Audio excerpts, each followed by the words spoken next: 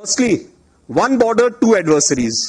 So we saw Pakistan one side, but adversaries were two, and if I would say actually four or three actually. So Pakistan was the front face. We had China providing all possible support, and it's no surprise. Turkey also played a very important role in providing the type of support. जो statement आया from General Rahul Singh, without endorsement of the establishment, ये नहीं आ सकता. This means this is not a random statement. कोई army के top level के कोई अगर बोलता है ना चाइना का नाम ओपनली ले रहा है, that means there is political endorsement to that statement. तो माजी है हमारा दो तरफा ताल्लुकात का, वो हम उसको समझ भी सकते हैं और उसको एनालाइज भी कर सकते हैं. वो सीटो सेंटो का ज़माना हो, वो जनरल ज़िया वाला दौर हो, जहाद अफगानिस्तान वाला, या 9/11 के बाद वाला ताल्लुक हो, तो वो हमें पता है कि हमने क्या किया था और बाद में हमने सज़ा, ईच टाइम हमने सज़ा पाई है उसमें. डिफेंस मिनिस्टर हैं, वो कह रहे हैं कि अगर अमेरिका बहादुर हमारे मसाइल अगर इंडिया से ठीक करवा दे, मतलब कश्मीर पर बातचीत करवा दे, तो हमें मसाइलों की ज़रूरत ही नहीं है, फिर मुकम्मल तौर पर हम इन्हें ख़त्म करने को तैयार हैं. अगले 2-3 महीने में, 4 महीने में कोई शरारत इंडिया फिर कर सकता है, और वो शरारत इस बिना पर भी करेगा कि जो इसराइल उनको सबक सिखा रहा होगा या जो पट्टी पढ़ा रहा होगा, कि हमें बहुत ज़्यादा मोहतात रहने की ज़रूरत है. और इस जंग बंदी के नतीजे में जो मुज़ाकरात होने हैं उनका आगाज़ भी हमें जल्दी कर देना चाहिए.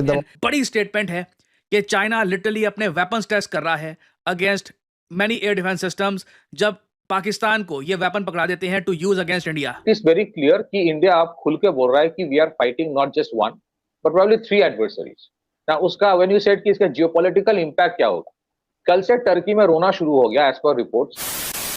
नमस्कार दोस्तों, जय हिंद. उप सेना प्रमुख lieutenant general Rahul R Singh ने शुक्रवार को फिक्की रक्षा सेमिनार में मुख्य भाषण देते हुए कहा कि चीन अपने सैन्य हार्डवेयर का परीक्षण करने के लिए पाकिस्तान का इस्तेमाल एक देश के रूप में कर रहा था. पहलगाम में हुए आतंकवादी हमले के जवाब में हाल ही में शुरू किए गए ऑपरेशन सिंदूर का जिक्र करते हुए लेफ्टिनेंट जनरल सिंह ने कहा कि इसमें कोई आश्चर्य की बात नहीं है कि पिछले 5 सालों में पाकिस्तान ने जो सैन्य उपकरण खरीदे हैं उनमें से 81% चीनी है. चीन सीधे तौर पर लड़ने के बजाय अपने पड़ोसियों के जरिए उन्हें तकलीफ पहुंचाना ज्यादा पसंद करेगा. उन्होंने इस बात पर भी प्रकाश डाला कि चीन अपने हथियार का आकलन करने के लिए वास्तविक संघर्षों को जीवन प्रयोगशाला के रूप में उपयोग कर रहा था. उन्होंने चेतावनी देते हुए कहा कि इसे बहुत गंभीरता से लिया जाना चाहिए. लेफ्टिनेंट जनरल ने कहा, हमारे पास 1 सीमा और 3 विरोधी थे. पाकिस्तान सबसे आगे था. चीन हर संभव सहायता प्रदान कर रहा था और तुर्की ने भी इस तरह की सहायता प्रदान करने में महत्वपूर्ण भूमिका निभाई थी. लेकिन भारत ने इन तीनों को एक साथ मुंह तोड़ जवाब दिया है. इंडियन आर्मी के वाइस चीफ ने कल literally he through a bombshell, and जिस तरह की बातें उन्होंने बड़ा क्लियरली बोली, उससे तो ऐसा दिखता है कि साहब there is a very clear intent of Bharat to not keep quiet अभी.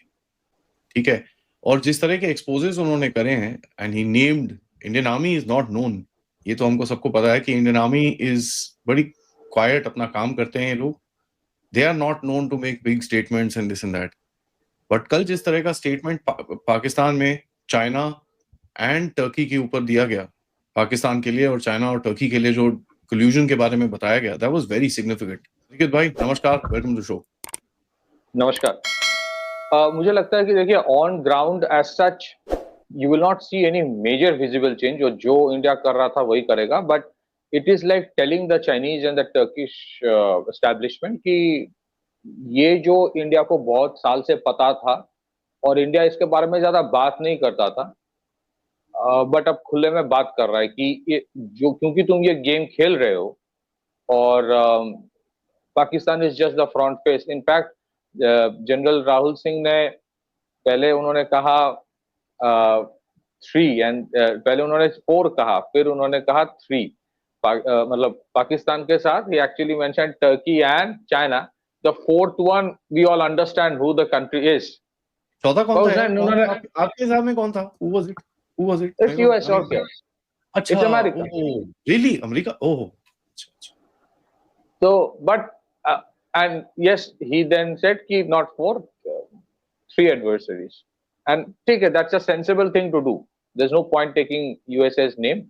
But it's a reality ना, सबसे बड़ा ally तो पाकिस्तान का यूएस ही हो रहा है. तो उन्होंने 2 चीज कहा कि 81% जो डिफेंस आर्सेनल है चाइना के पिछले 5 साल में जो प्रोक्योर किया पाकिस्तान, मतलब 81% पाकिस्तान ने जो प्रोक्योर किया पिछले 5 साल में वो चाइनीज ओरिजिन के। और उन्होंने ये भी कहा कि टर्की किस तरह से रश किया वेपन सिस्टम्स और man power at the last moment.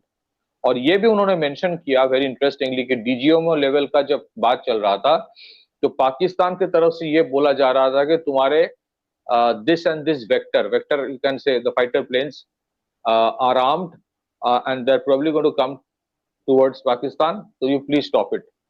तो इन्होंने कहा कि this kind of statement Pakistan से दिया जा रहा था. Invariably, some of the targets जो था, some of the production facilities of Pakistan Air Force के JF-17 वाला, that was under target. And यहाँ पे जिस vector की बात की जा रही है, most probably it was a BrahMos armed, a Sukhoi armed with BrahMos. Air-launched BrahMos. The interesting thing is this, what he's saying is that there was live feed that was being given by China to Pakistan. So, यहाँ पे it is very clear कि India अब खुल के बोल रहा है कि we are fighting not just one, but probably 3 adversaries. Now, उसका when you said कि इसका geopolitical impact क्या होगा? कल से टर्की में रोना शुरू हो गया as per reports, क्योंकि हम लोगों ने जो चीज कहा था, आप ही के चैनल में मैंने कहा था कि if not BrahMos, India will offer long-range land attack cruise missile to Greece. Or long-range land attack cruise missile is the Nirbhay missile with the indigenous Manik engine. उसको ऑफर किया गया. उसके बारे में ग्रीस में बहुत चर्चा है कि this has been offered. And Turkey is very concerned कि वहां पे जो symmetry है, that symmetry gets broken if Greece gets that weapon system. हालांकि ग्रीस और Turkey both are part of NATO, but उसमें 36 का आंकड़ा है. आज से नहीं, ये it is again quite a few thousand year old animosity. अगर कोई वो ट्रॉय वाला मूवी देखे तो समझ में आएगा. That is the time it has started, but nevertheless in the recent past since 1940 second world war के बाद से it has been going on. और उनका जो थिएटर ऑफ कॉन्फ्लिक्ट है, theatre of face off, it's Cyprus. But अगर आपके adversary में कुछ खासियत भी है, फिलोसफी और सिविलाइजेशनल पास्ट है, उसको भी जानना जरूरी है. हर कोई पाकिस्तान नहीं होता ना, तो आपको you need to understand that. So it's a very important thing that he mention कि नॉर्दर्न बॉर्डर से ज्यादा, एंड ही दैट इज, ये जो बोला उन्होंने, it is pretty apparent that operation Sindoor 2.0 if not today then probably, अगर year wise देखेंगे, it's round the corner. ये होगा, फिर से होगा. It is very pretty clear कि बार बार यही किया जाएगा. They will use Pakistan as a theater, Pakistan as a face. और I think जो फोर्थ वाला देश का नाम बोल रहा था, actually wanted to say कि we are fighting 4 adversaries. फिर उन्होंने बोला 3. Then he said Pakistan तो फ्रंट है, फिर टर्की एंड चाइना. तो फोर्थ वाले का we all know what the fourth one is. मैं बात कर रहा हूँ ख्वाजा आसिफ, जो पाकिस्तान के फॉर्म 47 के वजीर दिफा हैं और अक्सर पाकिस्तान के लिए हजीमत का बायस बनते हैं. उन्होंने एक बयान दिया है, जिस बयान में उन्होंने टेलीविज़न पर वाजे कर दिया कि अमेरिका को तशवीश रहती है कि पाकिस्तान के मिसाइल की रेंज इतनी ना हो कि इसराइल इसके हदफ में आए. पाकिस्तान का मिसाइल प्रोग्राम भारत की हद तक है. हमें अपने मिसाइल की रेंज इस हद तक चाहिए कि हम भारत को निशाना बना सकें. अमेरिका अगर कश्मीर का मसला हल करवा दे तो हमारी दिफा की ज़रूरियात कम हो जाएंगी या ख़त्म हो जाएंगी.